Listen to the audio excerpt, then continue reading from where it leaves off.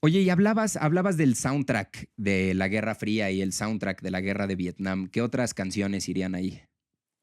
Qué difícil. Mira, hay muchas canciones que se han malinterpretado como California Dreaming, ¿no? Que es una Dreaming, California Dreaming. Bueno, esa, que se De cree Mamas como and the Mamas Papas. and Papas, sí, que se cree también como una canción icónica del hipismo, ¿no? Como Age of Aquarius. Ujú. Son importantes, sobre todo Age of Aquarius, bueno, es un musical, pero se mitifican de una manera en la que se les quiere sacar un significado que realmente no tienen. Ujú. O sea, California Dreaming es una canción que habla de una persona que está en un invierno en Nueva York, en Manhattan, y está extrañando el calor de California. Eso es todo. Sin embargo, la música Sí, también sí es recuerda, cataclísmica. sí recuerda a esa época. Claro que las películas han hecho lo suyo, ¿verdad? Pero ya si hablamos ya específicamente de... Digo esto porque siempre que se habla de la música hippie o de la música de mediados de siglo que tiene que ver con la guerra de Vietnam, se empiezan este tipo de canciones. Pero realmente de canciones que sí tocan el tema. Bueno, ¿estamos hablando de Vietnam o estamos hablando de la Guerra Fría? Porque es distinto, ¿no? Hablemos de la Guerra De Fría. la Guerra Fría. Yo creo que Dylan, aunque no quiera, tiene que ir ahí. A Es que Hard sí, Rain's es que Gonna no Fall. quería, sí, no quería volver a caer en Dylan, pero es que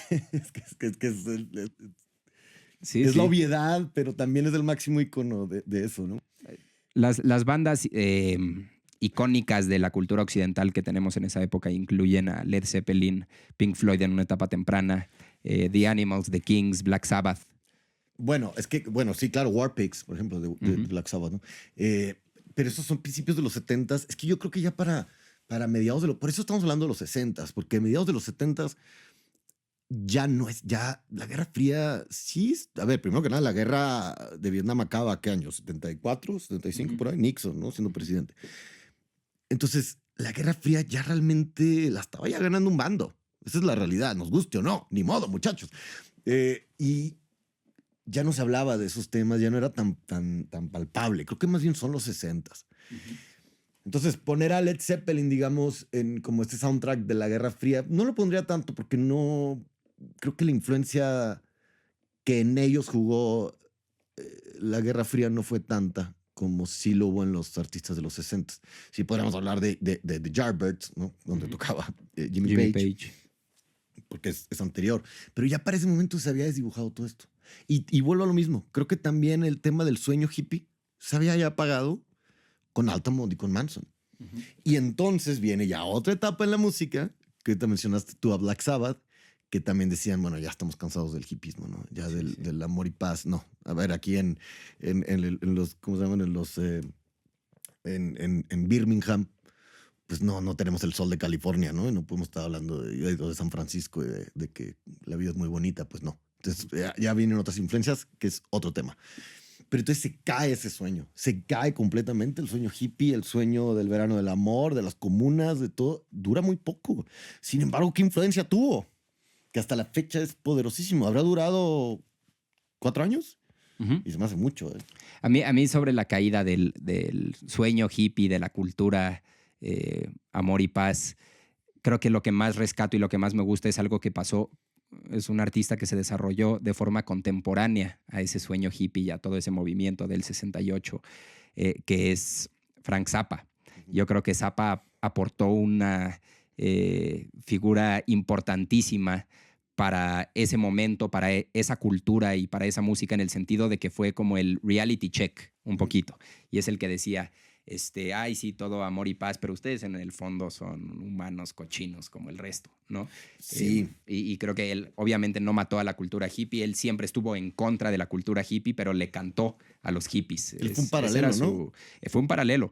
Esa era su audiencia. Su audiencia era gente que se drogaba y que iba a, ¿cómo se llama? El parque en San Francisco, muy famoso, de los hippies, ahorita me acuerdo. Haight Ashbury, pero en las calles. Haight Ashbury. En las Ajá, dos calles, ¿no? perdón. Y es decir, esa era su audiencia. Él le cantaba a esa gente, pero siempre con una crítica directa a esa gente. Él nunca se drogó, nunca bebió alcohol. Era un tipo bastante recio, bastante negativo, que yo creo que le dio contracultura a la contracultura. Sí, y te voy a decir otro. Grupo y artista. Velvet Underground 100%. y Lou Reed. Que el mismo año que estaba saliendo Sgt. Pepper, se estaba estrenando también The Velvet Underground en Nico, que es todo lo contrario.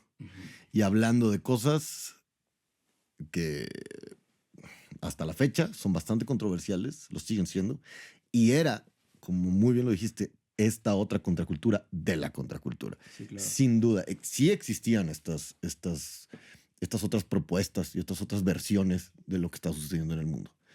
En el caso de Velvet Underground y de Lou Reed, tenía más que, pues sí, tenía que ver con esa suciedad, Por supuesto. Suciedad, no suciedad, con esa suciedad, con ese bajo mundo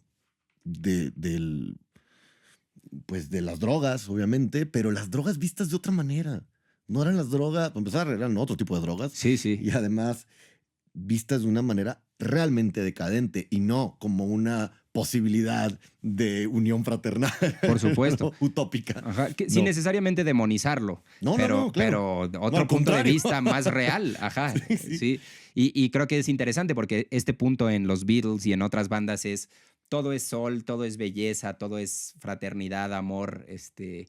Y en realidad, dentro de la cultura popular, dentro de la cultura masiva, se estaban gestando movimientos que iban en contra de eso. Salvaje Podcast.